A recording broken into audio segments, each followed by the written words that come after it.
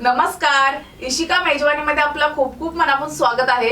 तर आज आपण नाश्त्यामधलीच एक नवीन रेसिपी पाहणार आहोत, ती म्हणजे ऑनियन पनीर पॅटीस। आता हे पॅटीस आपण अगदी कमी साहित्यात पण टेस्टी बनवणार आहोत आणि या पॅटीस मध्ये मी काय काय साहित्य कशा प्रकारे वापरून हे पॅटीस तयार केलेले आहेत हे तुम्हाला समजावं म्हणून तुम्ही ही रेसिपी अगदी सुरुवातीपासून शेवटपर्यंत बघा। आणि आजच्या आपल्या रेसिपीच्या शेवटी मी तुम्हाला एक ट्विस्ट दाखवणार आहे, ती तुम्ही मिस नका करू। त्यासाठी तुम्ही रेसिपी अगदी सुरुवातीपासून शेवटपर्यंत बघा। तर चला मग आता वेळ न घालवता लागणारं साहित्य बघून घेऊयात आणि रेसिपी बनवायला सुरुवात करूयात। इथे मी लांब चिरलेले कांदे घेतलेत, त्यानंतर इथे मी कुस्करलेला पनीर घेतलाय, इथे मी तांदळाचं पीठ घेतलंय, त्यानंतर बारीक चिरलेली कोथिंबीर घेतली आहे, इथे मी बारीक चिरलेली कांद्याची पात घेतली आहे, त्याच्यानंतर इथे बारीक चिरलेली हिरवी मिरची घेतली आहे आणि इथे मी आलं लसूणची पेस्ट घेतली आहे। त्यानंतर मसाल्यांमध्ये इथे मी लाल मिरची पावडर घेतली आहे, जिरे पावडर, आमचूर पावडर आणि चवीनुसार मीठ। आता सर्व साहित्य दाखवून झालेलं आहे। आता आपण रेसिपी बनवायला सुरुवात करूयात।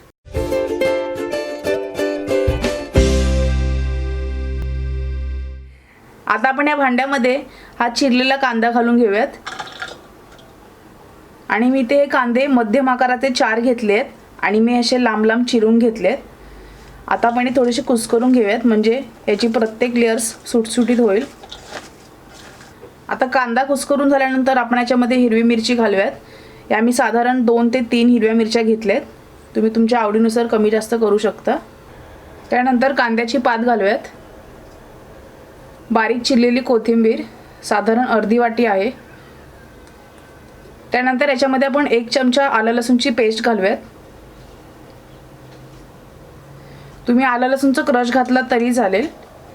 त्यानंतर कुस्करलेला पनीर घालूयात, अर्धी वाटी, वजनाप्रमाणे साधारण 50 ग्रॅम आहे। त्यानंतर यामध्ये मी अर्धा चमचा लाल मिरची पावडर घालते, तुम्ही तुमच्या आवडीनुसार तिखट कमी जास्त करू शकता। त्यानंतर अर्धा चमचा आमचूर पावडर घालूयात, अर्धा चमचा जिरे पावडर घालूयात। त्यानंतर याच्यामध्ये आपण चवीनुसार मीठ घालूयात आणि यामध्ये मी किती प्रमाणामध्ये मसाले आणि बाकीचे साहित्य वापरले हे तुम्हाला समजण्यासाठी तुम्ही ही रेसिपी अगदी सुरुवातीपासून शेवटपर्यंत बघा। आता आपण हे सर्व मिक्स करून घेऊयात आणि पॅटीस अगदी झटपट होतं, त्यामुळे तुम्ही सकाळच्या नाश्त्याला किंवा मुलांच्या टिफिनसाठी देखील बनवू शकता। आता हे सर्व मिक्स करून झाल्यानंतर आपण याच्यामध्ये थोडं थोडं करून तांदळाचं पीठ घालूयात। तर आधी मी याच्यामध्ये साधारण 3 चमचे तांदळाचं पीठ घालते। आता आपण हे मिक्स करून घेऊयात। सर्व पीठ आपल्याला आधीच नाही घालायचे, थोडं थोडं करून लागेल तसं वापरायचे। आता याच्यामध्ये मी हे लहान चमचे 8 चमचे तांदळाचं पीठ वापरलं यामध्ये। आता याच्यामध्ये आपण थोडं थोडं साधं पाणी घालून याचा घट्ट गोळा करून घ्यायचा आपल्याला। आता पाणी घातल्यानंतर आपण असं हाताने मिक्स करून घेऊयात। आपल्याला एकदम पातळ पण गोळा नाही करायचा आहे आणि एकदम घट्ट पण नाही, मध्यम असं आपल्याला याचा गोळा मळून घ्यायचा आहे। पुन्हा थोडंसं पाणी घालूयात, आपल्याला इथे थोडं थोडंसं पाणी वापरायचं आहे, एकदम सर्व पाणी नाही घालायचं आहे। आता यामध्ये पाणी घातल्यानंतर मला तांदळाचं पीठ थोडंसं कमी वाटतंय, तर अजून आपण 2 चमचे तांदळाचं पीठ घालूया यामध्ये आणि पुन्हा आपण हे सर्व मिक्स करून घेऊयात। म्हणजे मी 10 लहान चमचे तांदळाचं पीठ वापरलं याच्यामध्ये। आता हे बघा, तुम्ही पाहू शकता इथे आपला गोळा तयार झालाय। तर आपण याच्यामध्ये अजून थोडंसं पाणी घालूयात। जसं आपण चपातीचं पीठ मळतो तसंच आपल्याला हे मळून घ्यायचं आहे। आता इथे आपला गोळा मळून झालेला आहे। आता आपण याच्यामध्ये 1 चमचा तेल घालूयात। आता तेल घातल्यानंतर आपण पुन्हा थोडंसं मळून घेऊयात।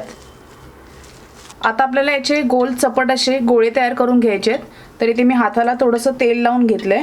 तर आपण एक असा छोटासा गोळा घेऊयात, हे बघा साधारण मी इतका घेतलाय।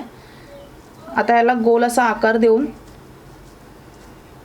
आपण हातावर याला थोडंसं असं प्रेस करून घेऊयात, म्हणजे थोडंसं दाबून घेऊया असं।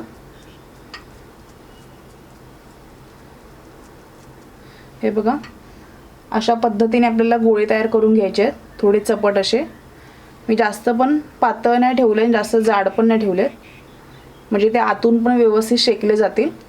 तर अशाच पद्धतीने बाकीचे उरलेले देखील आपण गोळे तयार करून घेऊयात। आता इथे कढईमध्ये मी पॅटीस तळण्यापुरती तेल घेतलंय आणि तेल मी व्यवस्थित गरम करून घेतलंय आणि आता तेल आपल्याला एकदम कडकडीत तापवून नाही घ्यायचंय, हलकंसं गरम करून घ्यायचंय। आता तेल तापल्यानंतर आपण गॅस मीडियम करूयात आणि याच्यामध्ये एक एक करून पॅटीस सोडूयात।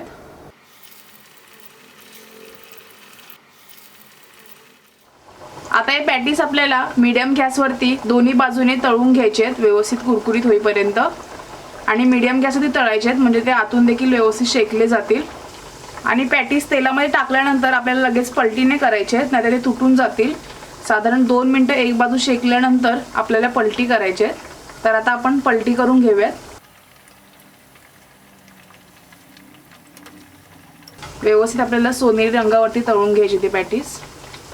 हे बघा आता इथे आपले पॅटीस तळून झाले आहेत, मी दोन्ही बाजूने व्यवस्थित सोनेरी रंगावरती तळून घेतले आहेत। हे बघा, तर अशा पद्धतीने बाकीचे देखील आपण पॅटीस तळून घेऊयात। थांबा जरा, इथे आपली रेसिपी अजून संपलेली नाहीये। याच्यामध्ये मी तुम्हाला अजून एक वेगळ्या प्रकारचा ट्विस्ट दाखवणार आहे। त्यासाठी तुम्ही रेसिपी अगदी सुरुवातीपासून शेवटपर्यंत बघा, म्हणजे तुम्हाला समजेल की मी पॅटीस कशा प्रकारे तयार केले आहेत आणि याच्यामध्ये मी अजून एक पदार्थ शेवटी वापरून त्या पॅटीसला अजून चव आणण्याचा प्रयत्न केलेला आहे। त्यामुळे तुम्ही ही रेसिपी अगदी सुरुवातीपासून शेवटपर्यंत बघा। तर सर्वांनी ट्विस्ट बघायला रेडी राहा। तर हीच आपली ट्विस्ट आहे। याच्यामध्ये आपण शेंगदाणे घालणार आहोत आणि हे शेंगदाणे मी भाजून याच्या साली काढून घेतलेत आणि हवं असल्यास तुम्ही या शेंगदाण्याचे 2 तुकडे देखील करून घेऊ शकता किंवा अख्खे शेंगदाणे घेतला तरी चालेल। आता आपण हे शेंगदाणे याच्यामध्ये घालून घेऊयात आणि आपण मिक्स करूया आणि सेम प्रोसेस हे मिक्स करून आपल्याला याचे चपट गोळे तयार करायचे आहेत आणि तेलामध्ये आपल्याला दोन्ही बाजूने व्यवस्थित कुरकुरीत होईपर्यंत तळून घ्यायचे आहेत। तर अशा प्रकारे आपले कुरकुरीत ऑनियन पनीर पॅटीस तयार झालेले आहेत। तुम्ही देखील नक्की घरी बनवून बघा। तर आजची रेसिपी तुम्हाला कशी वाटली मला कमेंट करून नक्की कळवा आणि नेहमीप्रमाणेच व्हिडिओला लाईक आणि शेअर करायला विसरू नका।